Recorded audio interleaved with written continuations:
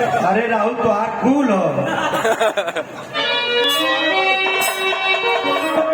ये देखिए हमारे बड़े के भैया संतोष भैया की तरफ से विश्वविद्या को पुरस्कार राम अवतार रिसार्ट पहाड़ी आप चाचा जी की तरफ से विश्वविद्या का पुरस्कार। लेकिन कह दिया कौना भाव में, अरे मोरी माई रे माई, अरे साथ नदिया पार से, अरे मोरी भैया अल्लाह रे नदी, अरे मोरी भैया अल्लाह रे नदी, अरे कहबो नागी बाबा अल्लाह छठी रे नदी।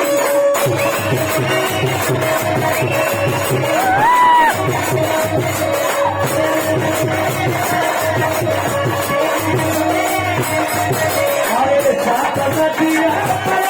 मोरी भैया अल्लाह रे नदी,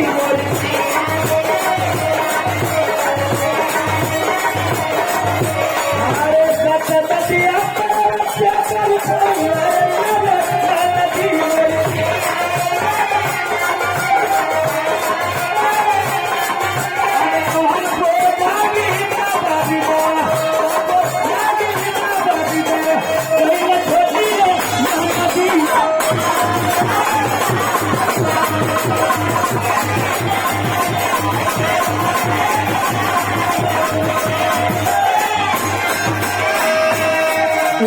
बहादुर यादव जय मां काली खाद वाले दोखली की धरती से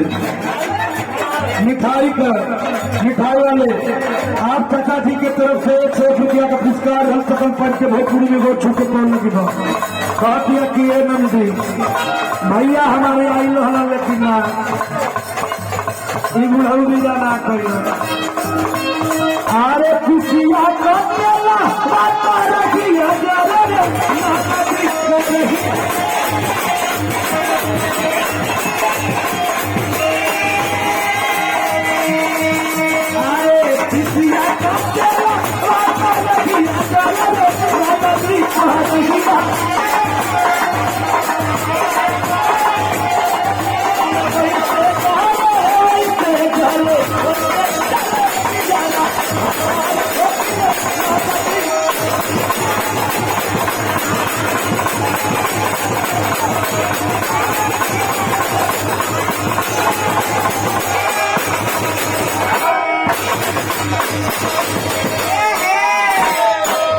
देखिए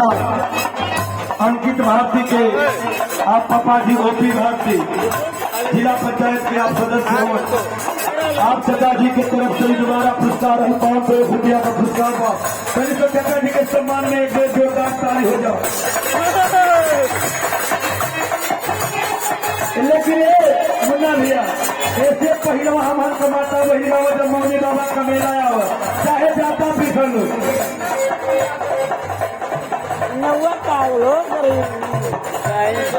अच्छा भावी विधायक सैदपुर के अगर बोले में गलती हो जाई तो चाचा जी ना 500 तो 200 रुपया दे के दोबारा बनवा दे।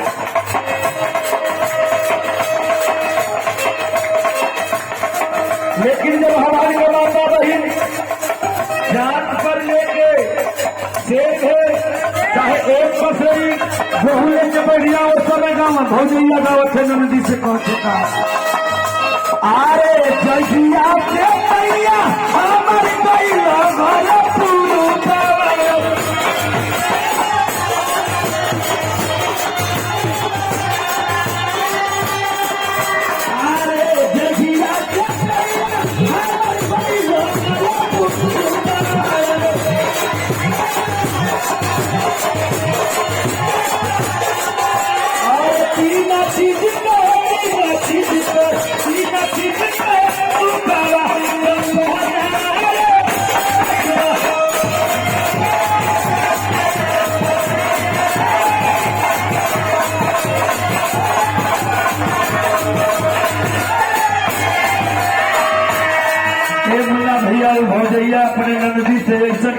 से जगह तक करे जो कारी के रख दे।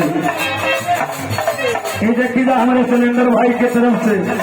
101 रुपया का पुरस्कार और भैया के वोट को प्रयागराज सकल पंच के भोजपुरी में वोट चुके तो लगे वाले की कहना और अरे आखी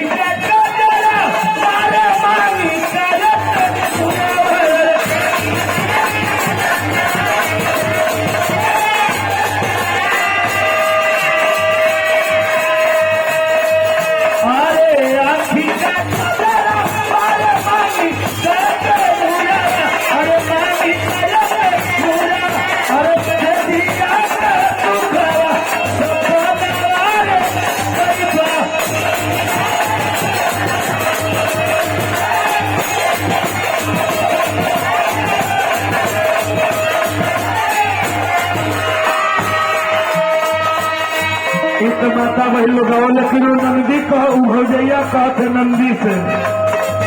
कि बाबा विदा ना कैला भैया हमारा ये तो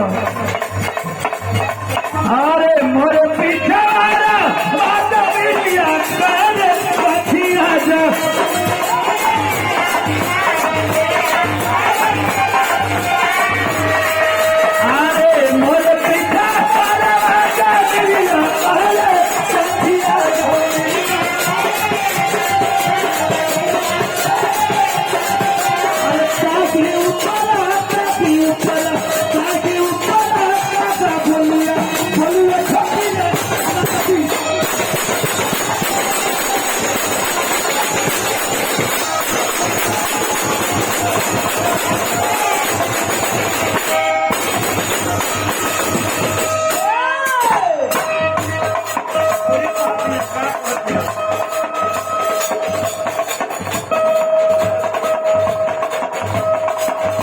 ये देखिए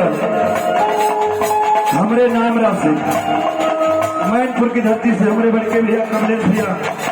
के तरफ से 501 रुपया का पुरस्कार भैया के सम्मान में एक बार तंजोरदार ताली हो जाओ। ये देखिए भाई प्यार है दुलार है आशीर्वाद है भैया के कमलों चरण में कोट कोट प्रणाम सकल पट के भोजपुरी में वोट छूटे कोई आए कमलेश भैया अगर बोले में गलती हो जाए तो आना का 500 1000 दे के बोलो भैया।